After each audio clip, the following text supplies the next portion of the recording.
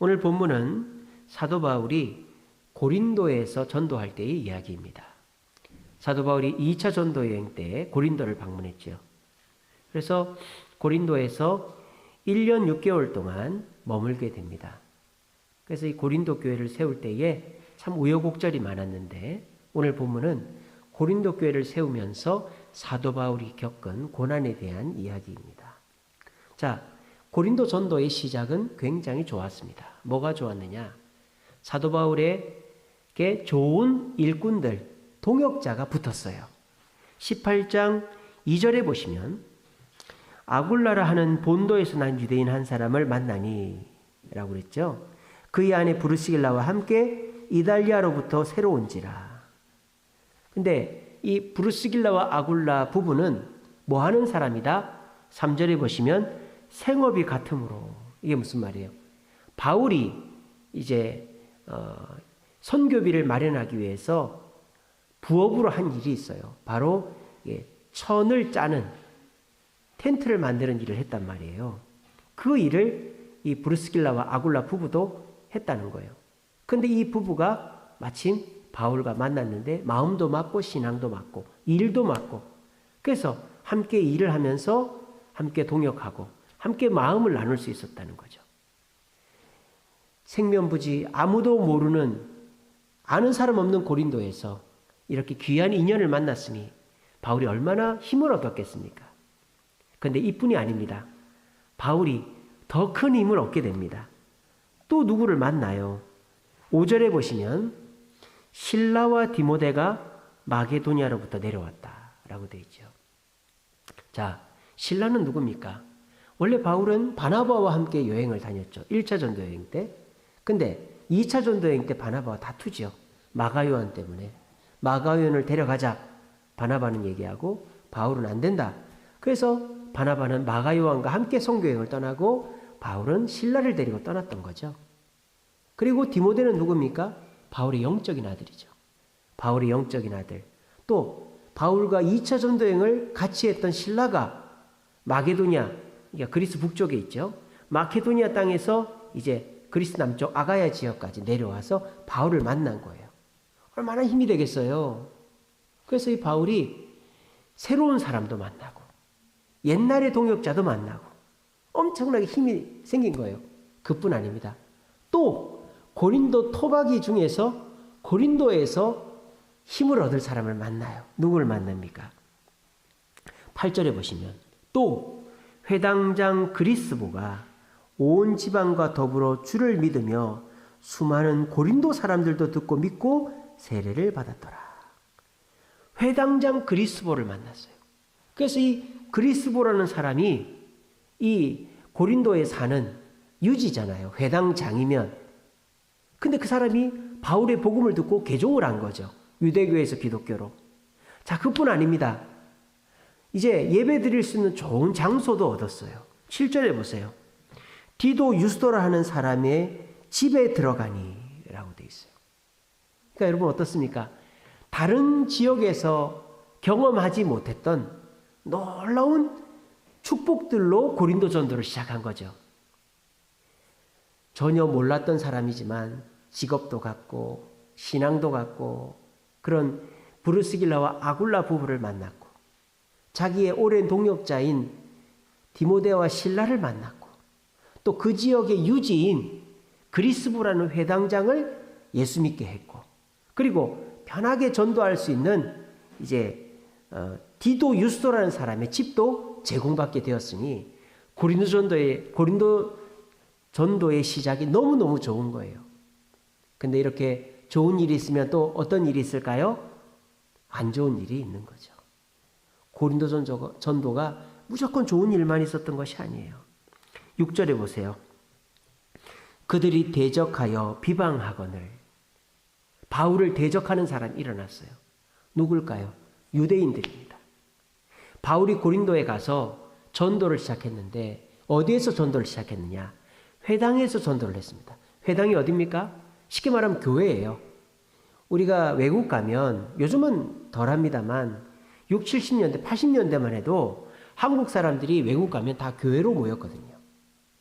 그래서 교회에서 뭐 집도 구해주고 직장도 구해주고 다 그렇게 했단 말이에요. 근데 지금은 제가 미국 갔을 때만 해도 50대 50이라 그러더라고요. 교회로 오는 사람 50, 교회에 오지 않는 사람 50, 한인들이 그렇다 그러더라고요. 그래서 그 유대인들도 마찬가지입니다. 전 세계 흩어져 살면서도 다 회당으로 모였단 말이에요. 그래서 이 바울이 회당에 모인 유대인들에게 먼저 복음을 전했습니다. 자, 그런데 그 회당장이 웬일인지 바울을 쫓아낸 거예요. 여기서 전도하지 말라는 거예요. 그래서 바울이 어떻게 합니까? 이제 거기서 회당에서 전도를 못하게 된 거예요. 그래서 디도 유스도 집에서 복음을 전하게 된 것입니다. 자, 그런데 이 유대인들이 바울을 전도만 못한 게 아니에요. 바울을 전도를 못하게 하니까 이 바울이 디도 유스도 집에 가가지고 전도를 하니까 유대인들뿐만 아니라 고린도 사람들도 복음을 받아들이더라는 거예요. 그러니까 유대인들이 이를 가는 거죠. 저 배신자, 유대교의 앞잡이였으면서 이제는 변절을 해? 그러면서 이를 가는 거예요. 그런데 기회가 생겼습니다. 어떤 기회가 생겼어요? 12절에 보세요. 갈리오가 아가야의 총독이 되었다. 아가야라는 지방에 로마에서 총독을 파견했는데 그 사람이 갈리오인 거예요. 근데 이 갈리오는 그 지방에 이제 부임을 한 사람이에요. 그러니까 그 사람은 그 지역 사람들한테 잘 보여야 될 필요가 있는 거죠. 그러니까 그 지역 사람들한테 잘 보이고 그 지역 사람 아닌 사람들의 편을 들어줄 수가 없는 거예요. 그러니까 바울에게는 불리하죠. 아니나 다를까 유대인들이 이 기회를 놓치지 않습니다. 갈리오가 총독되었을 때에, 다시 말하면 갈리오가 총독이 되자 말자 어떻게 합니까? 바울을 갈리오에게 고발하는 거예요. 마치 예수님을 유대인들이 빌라도에게 고발한 것처럼. 빌라도도요, 황제의 딸과 결혼을 했거든요. 그러니까 출세 가도가 정해져 있는 거예요. 근데 자기가 이 유대 땅을 잘못 다스리면 흠집이 생기니까 빌라도가 유대인들의 편을 들어주고 유대인들의 마음을 사기 위해서 예수님을 십자가에 못 박았던 것입니다. 그런 전례가 있기 때문에 유대인들이 이 바울도 이 총독을 겁박하면 이 얼마 되지 않은 총독이 우리 말을 듣고 이 바울을 혼내줄 거다, 이렇게 생각을 한 거예요. 그래서 바울은 이 고린도에서 전도를 잘 하다가 고난의 위기에 닥치게 된 거예요. 여러분들이 만약에 이런 상황을 만난다면 어떻게 생각하시겠어요? 에이, 어쩐지 잘 된다 싶다. 이제는 안 되겠네. 이제는 끝났네. 고린도 전도도 이제 못하겠네. 그런 생각하시겠죠? 그렇게 생각하면 오늘 사도 바울에게 나타난 하나님의 일하심이 여러분들에게는 나타나지 않는다는 것입니다. 대부분 사람들은요, 내게 나쁜 일이 생기면 그 나쁜 일만 보고 그 나쁜 일이 계속 될 거라고 그렇게 걱정을 합니다. 그렇게 되면 진짜 그렇게 되는 거예요. 근데 사도 바울은 이 상황에서 원망하거나 불평하지 않습니다. 우리 그걸 어떻게 짐작할 수 있습니까? 사도 바울이 그리스 첫성 빌립보에서 한 일을 보십시오. 빌립보에서 전도를 하다가 귀신 들린 여자아이를 고쳐주었죠. 근데 그 귀신 들린 여자아이가 점을 치는 여자아이였어요. 그래서 그 주인이 바울을 고발하자 바울이 감옥에 들어갔어요. 근데 바울이 어떻게 합니까? 그 감옥에서 에이, 그 아이 고쳐주지 말걸. 착한 일 해봐야 소용없어. 이렇게 얘기하는 게 아니라 오히려 하나님께 찬양하고 기도했더니 옥문이 열리고 어떻게 됩니까? 그 간수가 예수를 믿게 되고, 그래서 주 예수를 믿으라 너와 내 집에 구원 얻는다, 이 말씀이 그때 나온 거잖아요. 그러니까 사도 바울은 그렇게 해본 경험이 있기 때문에 지금 이 유대인들이 포기하지 않고 사도 바울을 죽이려고 하고 괴롭히는 이 순간에도 사도 바울은 부정적이고 고난이 닥친 것에 집중하는 게 아니라 하나님이 베풀어 주신 은혜, 하나님의 일하심에 집중하고 있다는 거예요. 사도 바울은 지금 유대인들이 사도 바울을 비방하고 고소해서 죽이려고 하는 이것 이전에 엄청난 은혜를 받았다는 것입니다. 브루스길라 아굴라 부부를 만났고 실라와 디모데를 만났고 그리스도가 예수를 믿게 되었고 디도 유스도가 자신의 집을 전도하는 장소를 제공해 준 거예요. 우리도 마찬가지죠. 여러분들도 오늘 하루 고난이 있었을 것입니다. 생각지도 못한 어려움이 닥쳤을 것입니다. 그럴 때 여러분들 어떻게 생각하셨습니까? 아이, 그럼 그렇지. 잘 되나 싶었다. 이제 또 어려운 일이 계속 되겠네. 혹시 그렇게 생각하십니까? 그렇게 생각하면 진짜 그렇게 되는 거예요. 근데 그럴 때 우리가 어떻게 해야 됩니까? 받은 복을 세워봐야 되는 거죠. 하나님의 은혜를 세워봐야 되는 거예요. 제가 오늘 말씀 보내드린 거 기억하십니까? 누가복음 1장 48절. 하나님께서 이 계집종을 돌아보셨다. 나는 만세에 복 있는 여자라고 칭송받을 것이다. 그게 마리아의 잔가 아닙니까? 근데 마리아는 미혼모예요. 아직 결혼을 하지 않았다고요. 근데 이걸 설명할 길이 없잖아요. 성령께서 잉태하게 하셨다. 하나님께서 잉태하게 하셨다. 이걸 어떻게 믿게 할 것입니까? 고난이죠. 하지만 마리아는 그것을 고난으로 받아들이지 않는 거예요. 왜? 천사가 뭐라고 그랬습니까? 네가 유대인들을 구원할 자를 잉태했다. 구원자를 잉태했다. 예수를 잉태했다 그랬지 않습니까? 그는 왕이다. 그리스도다. 기름 부음을 받을 자라고 말했지 않습니까? 그는 호산나다. 우리를 구원할 자라고 말했지 않습니까? 그러니까 마리아는 뭘 보는 겁니까? 천사의 메시지를 보고 기뻐하는 것입니다. 자기가 아직 혼인신고도 안 한 상태에서 임신한 그 고난과 이 애매한 상황에 집중하는 게 아니라 하나님께서 자신을 만세의 복 있는 여자로 택하여 주시고 성모가 되게 해주신 것에 하나님께 감사를 돌리고 있는 것입니다. 여러분들은 하나님께 감사할 거리가 없습니까? 저는 기도할 때마다 이렇게 기도합니다. 하나님, 저를 자녀 삼아주신 것도 감사한데 목사로 불러주시어 주의 몸된 교회를 섬기고 성도들을 섬길 수 있게 하셔서 감사합니다. 그렇게 기도합니다. 그렇게 기도하는 이유가 뭔지 아세요? 그렇게 기도하면 내가 얼마나 복 있는 장가가 깨달아지는 거예요.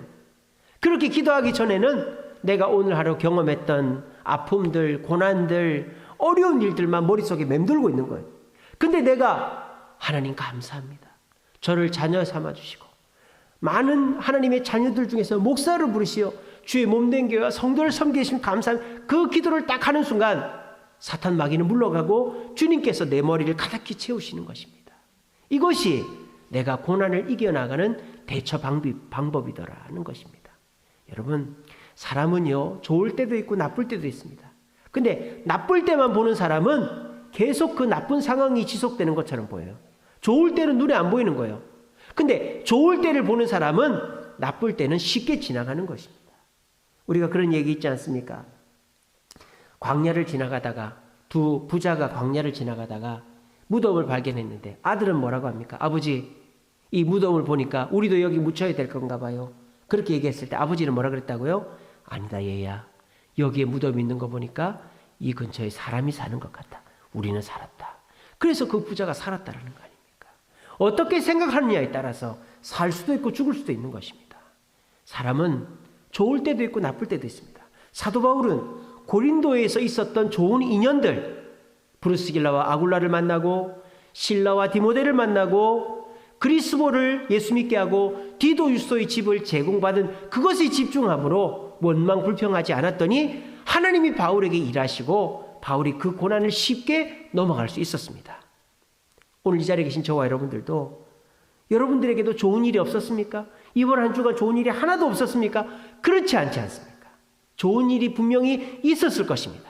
오늘 제가 이 말을 하는 그 순간 여러분 머릿속에 떠오를 것입니다. 그러면 그것을 붙잡으십시오. 그리고 그것을 통하여 하나님은 나를 위해 일하고 계시는구나 하는 걸 믿으십시오. 그러면 여러분의 지금 당한 고난도 속히 물러가게 될 줄로 믿으시길 바랍니다. 자, 이렇게 사도 바울이 고린도에서 좋은 일이 많았는데 1년 6개월 지나면서 유대인들이 이를 갈고 이제 총독이 바뀌자마자 바울을 고소해서 죽이려고 하는 위기에 처했습니다. 그런데 바울이 끝까지 주님을 원망하지 않고 감사했더니 하나님이 어떻게 일하시는지 한번 봅시다. 두 가지 일을 하세요. 첫 번째는요, 이 두 가지 일 다 하나님이 사람을 붙여주십니다. 바울에게. 자, 바울이 고린도에 갔을 때에도 하나님이 사람을 붙여주셨죠. 브루스길라와 아굴라, 그리고 실라와 디모데, 그리스보, 디도유스도 이렇게 사람을 붙여주셨잖아요. 자, 그런데 바울이 지금 법정에 고소가 돼가지고 죽게 생긴 거예요. 그런데 이 위기를 하나님은 사람을 통해서 극복하게 하십니다. 누가 도와줄까요? 브루스길라 아굴라 부부가 도와줄까요? 아닙니다. 오늘 본문에 브루스길라 아굴라 부부 이름 안 나오죠? 실라와 디모데가 도와줬을까요? 아닙니다. 그러면 그 지역의 유지인 그리스보, 회당장 그리스보가 도와줬겠네요? 아닙니다. 회당장 그리스보의 이름도 안 나옵니다. 그러면 집을 제공했던 디도 유스도겠죠? 아닙니다. 지금 사도 바울이 고린도에서 만난 인연들은 아무도 도와주지 않고 있어요. 우리도 그렇지 않습니까? 우리도 우리 교회 건축할 때도 그랬지만 저 사람이 도와주겠지. 저 사람이 도와주겠지. 근데 이미 그 사람들은 자기가 할 일을 너무 진을 다 뺐단 말이에요. 도와줄 수가 없어요. 우리도 교회 땅 살 때 우리 성도들이 확 달라붙어가지고 헌금했고 또 공사 고비고비 때마다 막 어쨌든 뭐 잡힐 거 잡혀가지고 다 개인 대출해서 빌려주고 근데 우리가 마지막에 준공을 받아야 되는데 3억을 준비해야 되는데 더 이상 우리한테 나올 돈이 없는 거예요. 그때 하나님께서 우리 송광철 집사님 붙여주시고 또 아민건설 그 김기철 사장님을 붙여주신 거 아닙니까? 그래서 우리가 고비를 지금 넘어가고 있는 거 아니에요. 오늘 바울에게도 그런 일이 일어난 거예요. 바울과의 인연, 고린도에서 맺었던 인연, 1년 6개월 동안 바울을 도와줬던 사람은 이 순간에 도와주지 않습니다. 근데 놀라운 사실은 뭔지 아십니까? 그 사람들과는 비교할 수 없는 더 높은 사람이 도와줍니다. 누가 도와줍니까? 바로 총독, 누가? 갈리오가 도와줍니다. 생각지도 못했죠. 총독 갈리오는 바울을 너희들 원하는 대로 죽여라 할 줄 알았어요. 그래서 유대인들이 이렇게 고발합니다. 이 사람이 바울이 율법을 어기면서 하나님을 경외하라고 사람들을 권한다. 그렇게 고발을 했어요. 그러니까 바울이 변론을 하려고 말을 꺼내려고 하는데 그 말을 갈리오가 딱 가로막고 갈리오가 얘기합니다. 14절에 너희 유대인들아 만일 이것이 무슨 부정한 일이나 불량한 행동이 있으면 내가 너희 말을 들어주는 게 옳지만 너희의 언어, 명칭, 법에 관련된 거면 너희끼리 해결해라. 갈리오가 공명정대하게 해결하죠. 유대인들에게 휘둘리질 않았던 거예요. 여러분 갈리오가 이렇게 할 줄 누가 알았겠어요? 아무도 몰랐죠. 바울도 모르고 브루스길라 아굴라도 모르고 실라와 디모데도 모르고 회당장 그리스보도 디도 유스도 몰랐던 거예요. 아무도 몰랐는데 이 갈리오가 바울 편을 들어준 거예요. 자, 이거는 그러면 명백하죠. 누가 일하신 겁니까? 그렇죠. 하나님이 일하신 것입니다. 하나님은 왜 이렇게 하십니까? 핑계치 못하게 하기 위해서 하시는 겁니다. 이것은 너희들의 힘이 아니고 내가 한 일이다라고 하나님께서 못을 찍는 것, 점을 찍는 거죠. 누가 갈리오의 마음을 돌이킬 수 있었겠습니까? 누가 갈리오에게 바울 편을 들어달라고 할 수 있었겠습니까? 아무도 그럴 수 있는 사람이 없는데 갈리오가 이렇게 말을 한 것을 보면 하나님께서 갈리오에게 역사하신 것입니다. 이스라엘 백성이 포로로 끌려갔습니다. 그런데 하나님께서 70년에 돌아간다고 했습니다. 70년이 지났습니다. 아무도 이스라엘을 돌려보내주지 않습니다. 뭐 이스라엘 백성이 그때 고위 관료가 있는 것도 아니고 부자가 있는 것도 아니고 그런데 하나님은 고레스 왕을 사용하셔서 이스라엘 백성을 돌려보내는 것입니다. 이것이 무엇입니까? 하나님의 일하심인 것입니다. 자, 멋지지 않습니까? 근데 이거로 끝나지 않아요. 하나님은 또 일하십니다. 아주 완벽하게 끝을 보십니다. 어떻게? 오늘 이 재판이 끝나고 나니까요. 17절에 보세요. 모든 사람이 회당장 소스테네를 잡아 법정 앞에서 때리되 갈리오가 이를 상관치 않았다라고 그랬어요. 소스테네라는 사람이 매를 맞았어요. 바울은 풀려났는데 소스테네가 매를 맞았어요. 소스테네가 누굴까요? 자, 이거부터. 소스테네는 바울 편일까요? 바울 편이 아닐까요? 매를 맞는 거 보니까 바울 편인 것 같죠? 근데 바울 편이 아닙니다. 이 소스테네가 누구라고요? 회당장이라고요. 바울을 회당에서 복음 전하지 못하게 쫓아낸 회당장이라고요. 그리고 이 소스테네가 주동해서 바울을 고발했습니다. 그러면 도대체 이 소스테네를 때린 사람은 누굽니까? 때린 사람은 누굽니까? 고린도 사람들인 것입니다. 여러분, 법정은요, 죄수하고 변호사, 검사, 판사만 있는 게 아니죠. 누가 있어요? 방청객이 있잖아요. 방청객이. 그러니까 지금은 법정에 아무나 못 들어가죠. 옛날은 그렇지 않아요. 옛날은 그냥 성문 앞에서, 광장에서 재판을 합니다. 그럼 사람들이 다 구경을 하는 거예요. 자, 그런데요, 거기에 주로 구경한 사람이 누구였다? 바로 고린도 사람들이었던 거예요. 왜? 바울은 그 고린도에서 인싸가 된 거예요. 인기를 얻은 거예요. 사람들이 존경을 받았던 거예요. 왜? 1년 6개월을 머물러서 복음을 전했기 때문입니다. 그러니까 이 고린도 사람들이 이상한 거예요. 여봐, 들었어? 뭐? 바울 선생님이 재판을 받는데 우리 옆집의 아저씨를 고쳐주시고 우리에게 좋은 말씀 해주시고 내 마음을 이렇게 편안하게 해준 그 바울 선생님이 재판을 받는다고? 왜 받는데? 바울 선생님의 동족인 유대인들이 바울 선생님을 고발했대. 동족이 동족을 고발해? 그런 일이 있대. 우리 가보자. 이렇게 된 것이죠.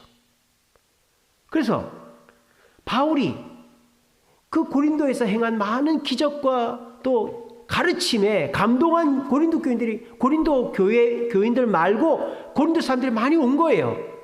근데 객관적으로 거기서 얘기를 들어보니까 이 유대인들의 말이 기가 찬 거죠. 바울을 모함하는 거죠. 바울에게 덫을 놓은 거죠. 그리고 이 갈리오가 어리숙해 보이니까 갈리오가 바울을 심판해 주기를 기다린 거예요.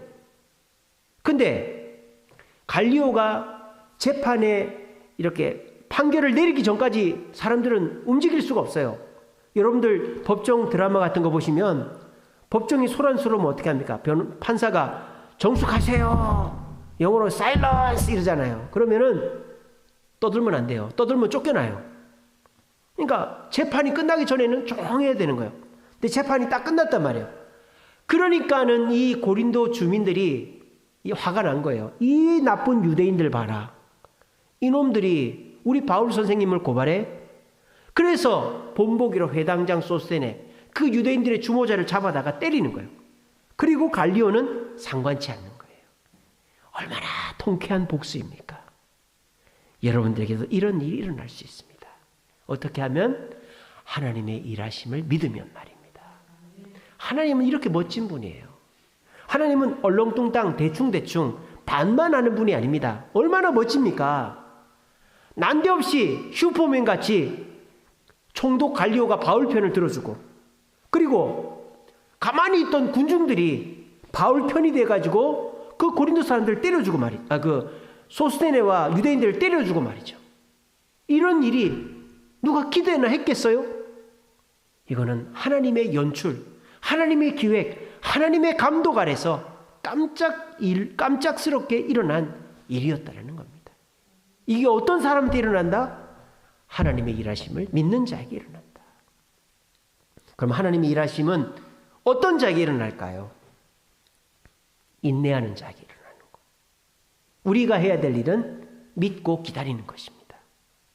불평불만하지 않고 원망하지 않고 남 탓하지 않고 입술을 닫고 하나님을 믿고 기다리는 것입니다.